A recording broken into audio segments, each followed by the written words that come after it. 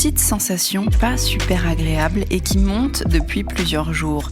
Et si on était en train de vivre le meilleur de cette crise ?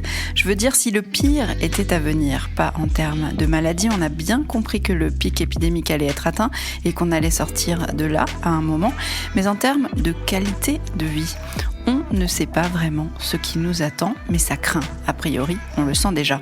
Quand j'entends Christine Lagarde, présidente du FMI, dire qu'il ne faudra quand même pas resserrer les boulons de suite, mais laisser un peu de champ, j'ai envie de dire, mais vous avez vraiment l'intention de resserrer les boulons à un moment, donc de nous resservir de l'austérité à tous les plats? Il n'y a pas une autre solution?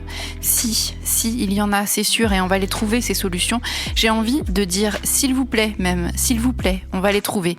Bien sûr, il va nous en falloir de la bonne volonté, de la bonne foi aussi, et l'envie de faire en sorte que ça aille bien pour tout le monde, pour tout le monde. La maladie aura fait des dizaines de milliers de morts sur Terre et le confinement aura ravagé totalement nos économies. C'est peut-être le moment de faire table rase, non ? Non, on dirait. Si Beth Ndiaye parle de dialogue avec les soignants à la fin de l'épidémie, elle ne parle pas de grands chamboulements, ni même de plans massifs pour l'hôpital comme le président avait pu l'évoquer. Les gars, on va vraiment repartir comme en 40 après ça.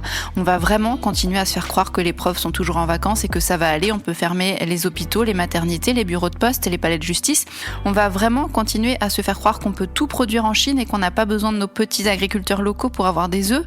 On va vraiment continuer à se faire croire qu'on a besoin de faire voler des milliers d'avions par jour. Sérieusement, je ne l'ai pas, la solution. Moi, je sais qu'elle viendra de décisions communes. Je sais qu'il faudra de la suite dans les idées et un minimum de courage, voire de sagesse. Mais pitié, ne recommençons pas tout comme si de rien n'était. Personne n'aspire à ça. Personne n'aspire à ça et en réalité, à l'heure actuelle, tout le monde ronge son frein.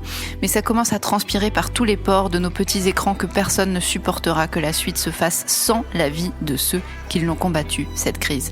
Vous les avez vus, ces soignants qui refusent de se dire héroïques et qui crient simplement au scandale parce qu'ils sont les sacrifiés, eux et leurs familles. Ceux qu'on envoie au front sans leur demander leur avis, sans protection et sans avoir rien fait avant pour leur éviter ce merdier.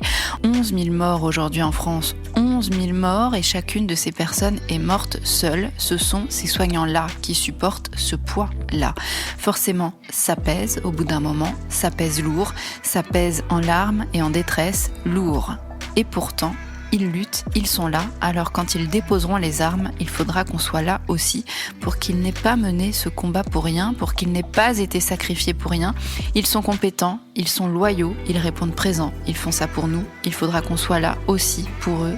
Après, il faudra que le monde soit à la hauteur de ce qui se sera joué sur ces quelques terribles mois.